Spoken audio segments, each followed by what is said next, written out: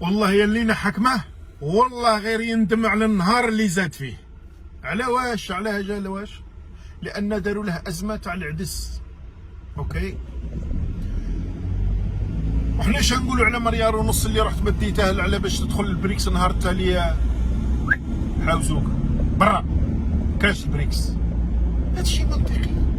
بريكس ماذا بينا كون دخلت الجزائر اقسم بالله نقولوا باللي برافو برافو، لان عندك باش تلعب من تبرد على الدولار اسيدي. كونك رقبه، كونك راجل، رانا معاك، روح معليش، راك طالع بالتزوار وبالخذب وبالنفخ وبالفرفاره، وروح مع برك ادخل للبريكس. هذه راح تقعد، هذا مكسب للجزائر مهما كانت الحكومه. معليش يا سيدي، ماذا بينا ندخلوا؟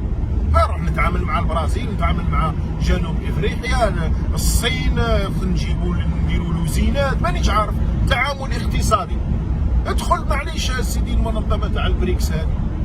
ولكن عطيتهم مليار ونص، ونهار تالي رزق بويك هذا، رزق بوك هذا، باش تروح تسربي الدراهم هكا. اعطي لي محمود عباس عميل تاع الموساد، اعطي له قيس سعيد، علاه باش يكمل في الانقلاب. راه دار عليكم، صار لها كيما كباري تبريحه. الامارات راها تبرع اكثر منكم دروك عند قيس سعيد. هيا زيد تهدر على العدس، والله يا اللي نحكمه على العدس. ياك نعطيك خبر، والجزائري ما ياكلوش العدس في الصيف. الجزائريين ما راهمش لاحقين العدس، لا في الصيف لا في الشتاء. الجزائريين ما عندهمش باش يشروا العدس، يدير 60 ولا يدير 40 ما راهمش لاحقين العدس. الاغلبيه راه يتألم من السعر، خلصه كي دايره السميك.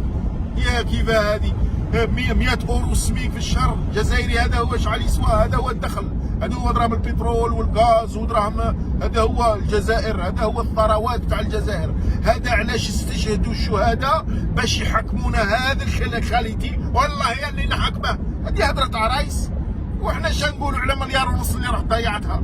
ودراهم اللي عطيتهم قيس سعيد، وكنت تخلص الخدامه كاع تاع الحكومه التونسيه، كاع حكومه تاع قيس كاع خالصه من عندك.